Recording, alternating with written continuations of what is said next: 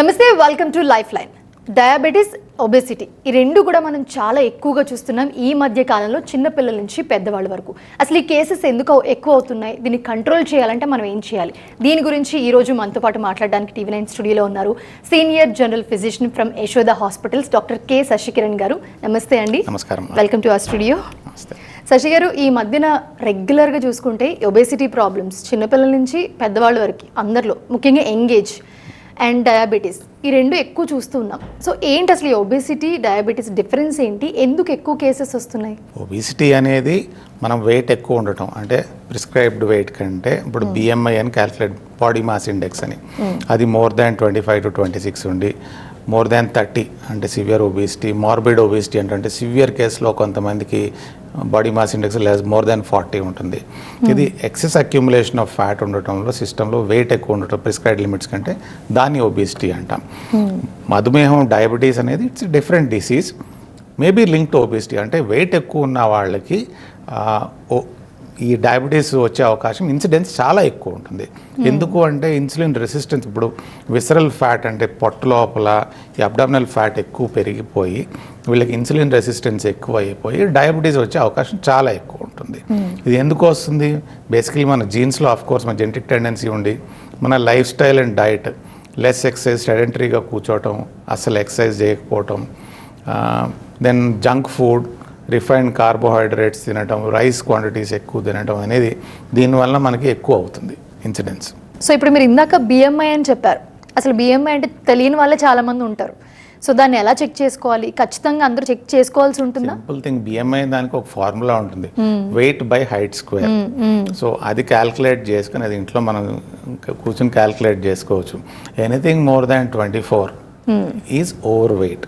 So 24 to 30 అనే ఒక bracket ఉంటుంది, ఇది ఓవర్ వెయిట్ అంటాం. And more than 30 we call it obesity. Obesity అంటే ఫ్రాంక్గా లావు ఉన్నవాళ్ళు. సో మనకి 24 to 30 ఈ బ్రాకెట్ ఎందుకు పెట్టారంటే ఇట్స్ ఎ వార్నింగ్ పీపుల్కి.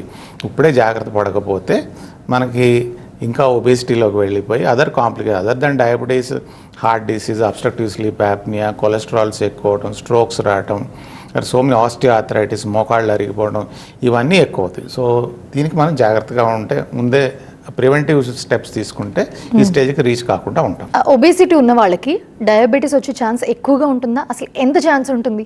30% of the diabetics, 30 to 35% world over are obese. అంటే 30 నుంచి 30% మంది డయాబెటీస్ ఉన్నవాళ్ళు లావు ఉంటారు. ఇది ఎందుకు ఇందాక చెప్పినట్టు వీళ్ళకి ఇన్సులిన్ రెసిస్టెన్స్ ఎక్కువ అయిపోయి లావు, విసరల్ ఫ్యాట్ అంటే పేగుల మధ్యలో పొట్టలో ఉన్న ఫ్యాట్, ఇట్స్ వెరీ రెసిస్టెంట్, చాలా మొండిగా ఉండే ఫ్యాట్, అది తొందరగా పోదు. అండ్ దానివల్ల ఇన్సులిన్ రెసిస్టెన్స్ ఎక్కువ అయిపోయి వీళ్ళకి డయాబెటీస్ వస్తుంది. ఇన్సులిన్ రెసిస్టెన్స్ అంటే ప్యాంక్రియాస్ నుంచి మనకి ఇన్సులిన్ వస్తుంది. ఇన్సులిన్ వచ్చినప్పుడు టార్గెట్ టిష్యూలో అది సరిగా పనిచేయదు, ఎందుకంటే ఆ మజిల్స్, లివర్, టిష్యూస్ అన్ని రెసిస్టెంట్ అయిపోతాయి because of this fat. So దానివల్ల వీళ్ళకి ఇన్సులిన్ లెవెల్స్ బాడీలో పెరిగిపోయి ఇన్సులిన్ రెసిస్టెన్స్ ఎక్కువై డయాబెటీస్ వచ్చే అవకాశం బాగా ఎక్కువ ఉంటుంది. టైప్ 2 డయాబెటిక్స్ ఎవరైతే ఉంటారో, టైప్ 2 ఉన్న వాళ్ళు, వాళ్ళకి బేసిక్ ట్రీట్మెంట్స్ ఏమి ఉంటాయి? ఎలా చూస్ చేసుకోవచ్చు? అంటే ఫస్ట్ థింగ్ అంటే ఈ క్లాసిఫై టైప్ 2 డయాబెటీస్ అనేవాళ్ళు లీనా, ఒబీస్ అంటే సన్నగా ఉన్నారా, లావుగా ఉన్నారా. సో దాన్ని బట్టి very early diabetics, pre diabetic stage అంటాం. అంటే HbA1c of between 5.5 to 6 pre diabetes అంటాం. వీళ్ళని exercise, diet control, diabetic diet అని పెడతాం, ఒక రెజిమెన్ ఇస్తాం. అంటే బేసికలీ సింపుల్గా చెప్పాలంటే వీళ్ళకి లెస్ కార్బోహైడ్రేట్, అంటే less junk food, less rice, sweets avoid చేయాలి, more protein and more fibre తీసుకుని, ఫ్రూట్స్ ఎక్కువ తీసుకుంటే చాలా మటుకు వీళ్ళు ఓవర్ట్ డయాబెటీస్కి వెళ్లకుండా ప్రివెంట్ చేయవచ్చు.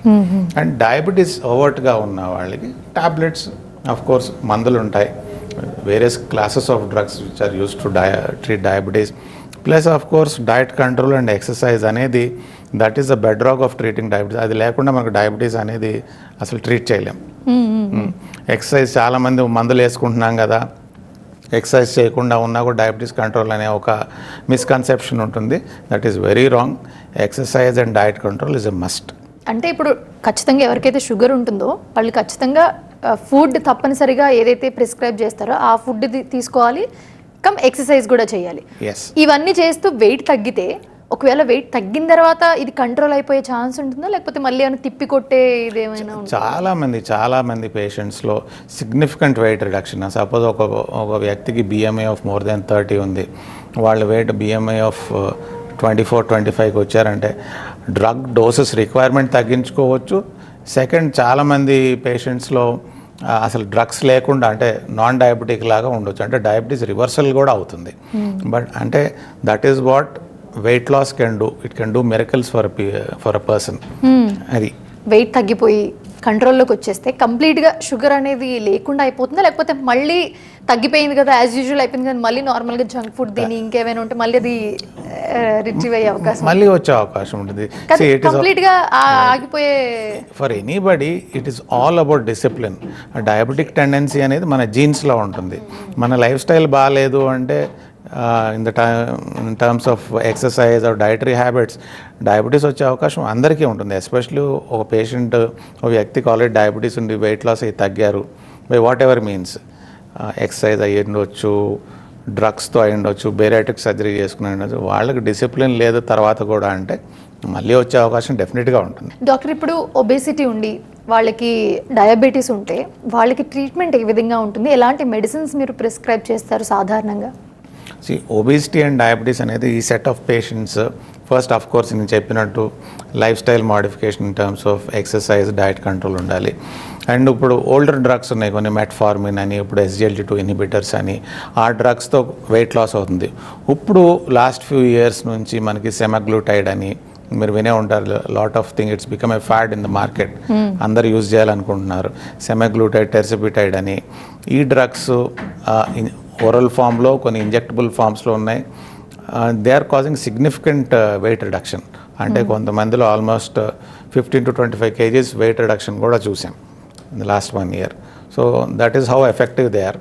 సో వీళ్ళకి కాంబినేషన్ ఆఫ్ ఫ్యాక్టర్స్ అంటే ఆ వ్యక్తికి కస్టమైజ్ చేసి వెయిట్ ఎంత ఉన్నారు, షుగర్స్ ఎంత ఉన్నాయి, వెయిట్ లాస్ అయితే వాళ్ళకి సిగ్నిఫికెంట్గా డయాబెటీస్ రివర్సల్ అయ్యే అవకాశం ఉందా, అదర్ ప్రాబ్లమ్స్ అంటే గుండె జబ్బులు, స్ట్రోక్స్, అబ్స్ట్రక్టివ్ స్లీప్ యాప్నియా అంటే ఇలాంటివి ఉన్నాయా, ఇవన్నీ వెయిట్ లాస్తో రివర్స్ అవుతాయా అని చూసి then we prescribe the necessary drugs. So ఇప్పుడు మీరు చెప్పారు కొన్ని డ్రగ్స్ ఉంటాయి వెయిట్ లాస్కి యూజ్ చేసేవి అని చెప్పి. ఈ మధ్య కాలంలో చాలా ఎక్కువ వింటున్నాం, అందరూ ఎక్కువగా వెయిట్ లాస్ అవ్వడానికి ఈజీగా ఉండేది అని కూడా వెళ్తూ ఉన్నారు. అది ఎంతవరకు సేఫ్ అసలు? ఇప్పుడు వచ్చిన డ్రగ్స్ సెమాగ్లూటైడ్, ఇప్పుడు ఉన్న మార్కెట్లో టెర్సిపిటైడ్ అనే drug, they are relatively safe. కాకపోతే as doctors, as clinicians, selection of patients అనేది చాలా ఇంపార్టెంట్. ఇప్పుడు చాలామంది 3-4 kgs 5 kgs కొంచెం ఓవర్ వెయిట్ ఉన్న వాళ్ళు కూడా lazy people, basically they don't want to exercise, they don't want to diet, take care of your diet. So ఇలాంటి వాళ్ళు they come and ask for prescriptions of these drugs. అడుగుతారు ఈ మందులు ఇవ్వమని, ఈ స్ట్రిక్ట్లీ రెఫ్యూజ్. ఈ డ్రగ్స్ గ్రాస్లీ ఓవర్ వెయిట్ అంటే BMI of more than 30 ఉండి, అన్కంట్రోల్డ్ షుగర్స్ ఉండి, గుండె జబ్బులు ఉండి, అదర్ ఇష్యూస్ ఉన్న వాళ్ళకి మోర్ యూస్ఫుల్ ఉంటాయి. సో అందరికీ ఇవ్వం and they are relatively safe. The maximum side effects దీంతో వచ్చే ఏంటంటే వీటిని GLP-1 ఎన్లాక్స్ అంటాం. బేసికలీ ఇవి ఏం చేస్తాయంటే మన బ్రెయిన్లో సేటిటీ సెంటర్ ఉంటుంది, అంటే హంగర్ పుట్టించే సెంటర్ హైపోథాలమస్లో, దాన్ని స్విచ్ ఆఫ్ చేస్తుంది. అంటే మనకు తొందరగా ఆకలేదు. ఓకే, ఫస్ట్ అంటే కొంచెం తిన్నా కూడా కడుపు నిండిపోయినట్టు ఉంటుంది, హెవీగా అనిపిస్తుంది. అండ్ గ్యాస్ట్రిక్ ఎంప్టింగ్ స్లో అవుతుంది, స్టమక్ తొందరగా ఖాళీ అవ్వదు, you feel full most of the time. దానివల్ల గ్యాస్ ఎస్టిక్ ప్రాబ్లమ్స్ ఏమైనా కొంతమందికి వస్తుంది. కొంతమంది, most of the people, more than 90% of people are tolerating. Especially ఇప్పుడు ఇంజెక్టబుల్ ఫామ్ టెర్సిపిటైడ్ వచ్చింది, పీపుల్ ఆర్ టాలరేటింగ్. ఓరల్ సెమాగ్లూటైడ్తో కొంచెం సైడ్ ఎఫెక్ట్స్ అంటే దిస్ గ్యాస్ట్రైటిస్, ఫ్లాటులెన్స్ ఎక్కువైంది, కానీ ఇంజెక్టబుల్ ఫామ్తో people are really tolerating it very well. And more than 90-95% of patients have no complaints and significant loss of weight. అంటే దీంతో insulin production కూడా ఎక్కువ అవుతుంది, we eat less. So patients who are, అంటే కొంతమంది patients, set of patients who overeat and binge eat, junk food ఎక్కువ అలవాటు ఉండి, ఈ సెట్ ఆఫ్ పేషెంట్స్లో ఇట్ ఈస్ యూస్ఫుల్, చాలా యూస్ఫుల్ ఉంటుంది. ఎందుకంటే బేసికలీ వాళ్ళు సేటిటీ ఆకలిపోతుంది, సేటిటీ సెంటర్ని స్విచ్ ఆఫ్ చేసి క్రేవింగ్స్ కూడా అసలు క్రేవింగ్స్ తగ్గిపోతాయి. సో ఇప్పుడు మీరు చెప్పారు ఈ మెడిసిన్ తీసుకోవడం వల్ల సైడ్ ఎఫెక్ట్స్ లేకపోతే ఎఫెక్ట్స్ అని చెప్పారు. సో ఇప్పుడు అది ఎంత వెయిట్ లాస్ ఎంత టైంలో అవ్వగలుగుతారంటే ఒక్కొక్కరికి ఒక్కొక్కలా ఉంటుందా వాళ్ళ బాడీ టైప్ బట్టి, లేకపోతే మోస్ట్ ఆఫ్ పీపుల్ ఒకటేలా ఉంటుంది? It will be differing result. కొంతమంది డ్రమాటిక్ వెయిట్ లాస్ అవుతారు. ఫస్ట్ 2 to 3 months మేము start with small doses around 5 to 10 kg of weight loss ఉంటుంది, మేబీ అప్ టు 6 months. తర్వాత ఒక పీరియడ్ తర్వాత అది ప్లాటో అయిపోతుంది, అంత డ్రమాటిక్ వెయిట్ లాస్ ఉండదు. So the maximum that I have seen in my own practice is 15 to 20 kgs of weight loss over a period of 1 year కూడా అయిన వాళ్ళు ఉన్నారు. బట్ అండర్ సూపర్విజన్, అంటే వీళ్ళందరికీ nutrition supplements, increased protein intake ఇవన్నీ మనం advice చేస్తే తర్వాత ప్రోటీన్ లాస్ అయిపోయి లూజ్ స్కిన్ అది రాకుండా మనం బేరియాట్రిక్ సర్జరీ, అసలు ఈ సర్జరీ ఏంటి? ఇప్పుడు డయాబెటీస్ ఒబెసిటీ ఉన్న వాళ్ళకి ఇది ఎంత ఎఫెక్టివ్గా ఉంటుంది? బేరియాట్రిక్ సర్జరీ అనేది స్లీవ్ గ్యాస్ట్రెక్టమీ అని ఇప్పుడు కూడా చేస్తున్నాము. బేసికలీ ఎండోస్కోపిక్గా కానీ లాప్రోస్కోపిక్గా కానీ స్టమక్ని మనం అబ్జార్ప్టివ్ సర్ఫేస్ని సూచర్ చేసేస్తాం, అంటే స్టమక్ కెపాసిటీని తగ్గించేస్తాం మనం. బేసికలీ అంటే కొంచెం తినగానే ఆ వ్యక్తి ఫుల్గా ఫీల్ అయ్యి ఎక్కువ జీర్ణం కాకుండా ఎక్కువ అబ్జర్వ్ కాకుండా ఉంటుంది. Basically it's a mechanical process where తక్కువ తింటారు వ్యక్తి. చాలామంది సెలబ్రిటీస్ అందరు చాలామంది చేయించుకుంటున్నారు. సో ఇప్పుడు ఇది సర్జికల్ ప్రొసీజర్స్ చేయకుండా ఈ లేటెస్ట్ ఇప్పుడు ఈ డ్రగ్స్ అన్నీ వచ్చాయి.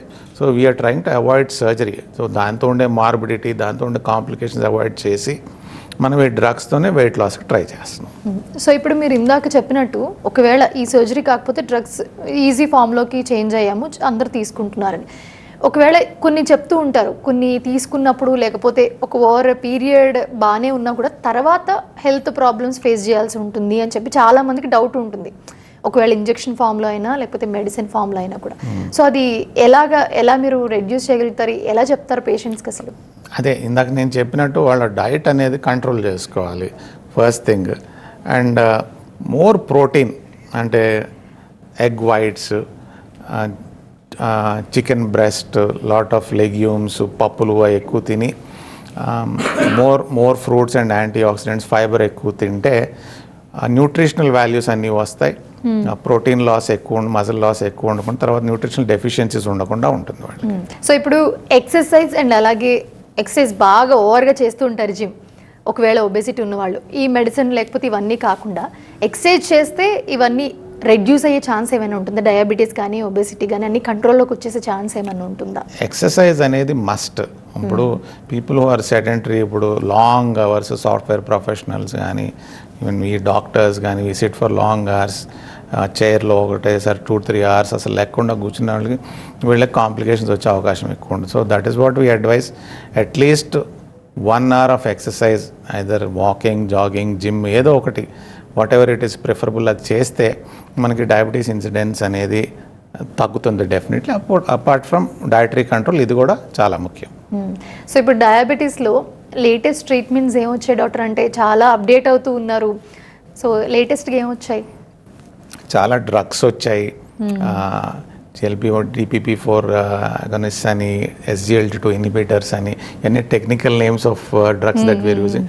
అండ్ న్యూయర్ ఇన్సులిన్స్ వచ్చాయి, కొత్త రకాల ఇన్సులిన్స్. అంటే వీటితో హైపోగ్లైసిమియా, షుగర్ సడన్గా లో అయిపోవటం అనేది చాలా తక్కువ ఉంటుంది. Long acting insulins which actually అంటే బేసల్ ఇన్సులిన్ షుగర్ మరీ తక్కువ అయిపోకుండా ఒక రేంజ్లో మెయింటైన్ చేస్తూ ఉంటాయి. సో ఇలాంటి చాలా new armaments in the drugs వచ్చాయి which are very useful for the patients.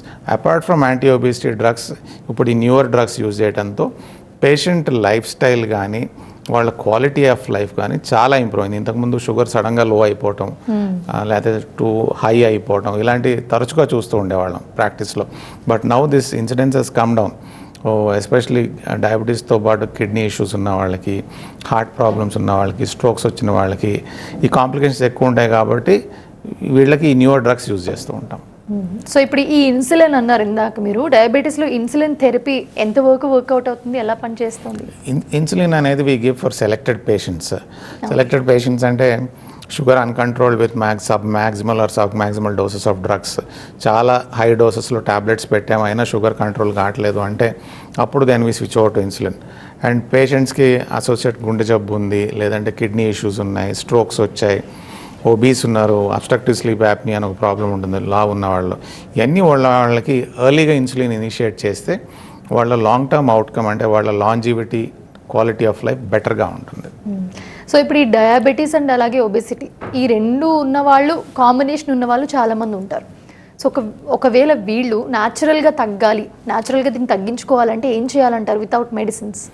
Without medicine suppose ఒక పేషెంట్ ఒక 160 సెంటీమీటర్స్ ఉన్న వ్యక్తి అంటే 5'5" ఉన్న హైట్ ఉన్న వ్యక్తి 90 to 100 kgs ఉన్నారనుకోండి, BMI ఆఫ్ మోర్ దెన్ 35, ఇట్లాంటి వాళ్ళు ఓన్లీ మందులతోనూ కానీ ఎక్సర్సైజ్తో కానీ తగ్గే అవకాశం చాలా తక్కువ. కొంతమేరకు తగ్గొచ్చు with exercise and diet control, but it's very difficult to lose it beyond a point. ఇలాంటి పేషెంట్స్కి డ్రగ్స్ హెల్ప్ డెఫినెట్లీ అవసరం. బార్డర్ లైన్ ఓవర్ వెయిట్ ఉన్నవాళ్ళు, suppose 5 to 10 kgs up to 15 kgs overweight ఉన్నవాళ్ళు, ఇట్లాంటి వాళ్ళు ఎక్సర్సైజ్ చేసి diet control చేసి wait తగ్గే అవకాశం ఇంకా ఎక్కువ ఉంటుంది. సో బేసికలీ మార్బిడ్ ఒబీస్ అంటే సివియర్ ఒబిసిటీ ఉన్నా, బార్డర్ లైన్ ఉన్నా కూడా విత్ ట్రీట్మెంట్, ఆఫ్టర్ ట్రీట్మెంట్ కూడా లైఫ్ స్టైల్ అంటే in the form of exercise, diet control అనేది it should be a part of your daily life throughout life. So లేదంటే కొన్ని రోజులు తగ్గుతారు, మళ్ళీ రీబౌండ్ దే గెయిన్ వెయిట్, ముందు కంటే బేస్ లైన్ వెయిట్ కంటే ఇంకా ఎక్కువ అవుతారు. There is no point. Obesity కానివ్వండి లేకపోతే డయాబెటీస్ కానీ వెయిట్ రెడ్యూస్ అయ్యో వెయిట్ కంట్రోల్లోకి వస్తే చేయొచ్చు, వర్కౌట్ అవుతుంది, తగ్గుతుంది అని అన్నారు. ఇప్పుడు మీరు చెప్పిన డ్రగ్సే తీసుకుందాము, మెడిసిన్ రూపంలో. అసలు ఏంటి ఈ మధ్య కాలంలో బాగా విన్నాం, వాట్ ఈస్ ద డ్రగ్? అసలు ఆ డ్రగ్ ఏంటి, బాడీలోకి మనం ఎలా తీసుకుంటాం, తీసుకున్న తర్వాత ఎలా పనిచేస్తుంది, ఎంత పీరియడ్ ఆఫ్ టైంలో పనిచేస్తుంది, అసలు అది ఎంతవరకు సేఫ్? ఇది సెమాగ్లూటైడ్ అని ఇప్పుడు ఒక ఫ్యూ ఇయర్స్ నుంచి ఇండియాలో అవైలబుల్ ఉంది. ఈ డ్రగ్ GLP-1 అనలాగ్ అని ఒక గ్రూప్ ఆఫ్ డ్రగ్. ఇది ఏం చేస్తుందంటే ఫస్ట్ థింగ్ బాడీలో కొంచెం in response to insulin production increase చేస్తుంది. సెకండ్, స్టమక్లో మనం తిన్నప్పుడు it keeps the stomach full for a longer time, gastric emptying slow చేసేస్తుంది, so we feel fuller. And third thing, హైపోథాలమస్లో అంటే మన బ్రెయిన్లో ఒక హంగర్ సెంటర్ ఉంటుంది, దాన్ని డౌన్ రెగ్యులేట్ చేసి మనకు తొందరగా ఆకలి లేకుండా చూస్తుంది. సో ఆల్ దీస్ 3 ఫ్యాక్టర్స్ కలిపి వి ఈట్ లెస్, ఇంటేక్ తగ్గుతుంది, క్యాలరీ ఇంటేక్ తగ్గుతుంది, and we start losing weight over period of time. So tirzepatide అని కూడా అది కూడా ఇంక్రిటివ్ మైమెటిక్, ఇది కూడా సిమిలర్ యాక్షన్, ఒకటేమో ఇంజెక్టబుల్ ఫామ్లో ఉంది, ఇది సెమాగ్లూటైడ్ అనే టాబ్లెట్ ఇంజెక్టబుల్ బోత్ వచ్చేసాయి ఇప్పుడు. So depending on the patient requirement we use either of this drugs. ఇంతకుముందు ఇండియాలో ఇవి అవైలబుల్ లేవు, ఇప్పుడు వచ్చాయి కాబట్టి కొంచెం ఇప్పుడు ఎక్స్పెన్సివ్గా ఉన్నాయి. ఐ థింక్ ఈ సంవత్సరం వచ్చే సంవత్సరంలో దాని పేటెంట్స్ కూడా పోతాయి. They will be much more available at cheaper cost to people. So దీని use it's I think already more than 100 crore industry now, only that particular molecule అంత బిజినెస్ అవుతుందంట. So it will increase much more, ఎందుకంటే it will be more available at cheaper rates. So ఇప్పుడు సాధారణ ప్రజలకు కూడా అవైలబుల్లో ఉంటుంది. కానీ ఇప్పుడు సర్జరీకి వెళ్లకుండా వీటికి వెళ్ళొచ్చు అంటారా మీరు? చాలా మంది సర్జరీస్ కూడా బేరియాట్రిక్ సర్జరీ అంటారా? యా, పేషెంట్ ఒక మార్బిడ్ ఒబిసిటీ ఉండి రిక్వైర్స్ బేరియాట్రిక్ సర్జరీ, ఈ ఆప్షన్ కూడా ఎక్స్ప్లోర్ చేయొచ్చు. Try these drugs under supervision. దీంతో వెయిట్ లాస్ కావట్లేదు, ఇట్స్ నాట్ హెల్పింగ్ అంటే then go ahead and have a bariatric surgery. చాలా మందికి జెనెటిక్ వల్ల కూడా ఒబెసిటీ ఉంటుంది. వాళ్ళు ఏం ఎక్సర్సైజ్ చేసినా, ఫుడ్ డైట్ చేసినా, ఏం చేసినా తగ్గరు, కొంచెం తగ్గినా మళ్ళీ నార్మల్గా తిన్నా కూడా వెయిట్ పెరిగిపోతూ ఉంటారు. అలాంటి వాళ్ళకి ఇది ఎంత ఎఫెక్టివ్గా ఉంటుంది?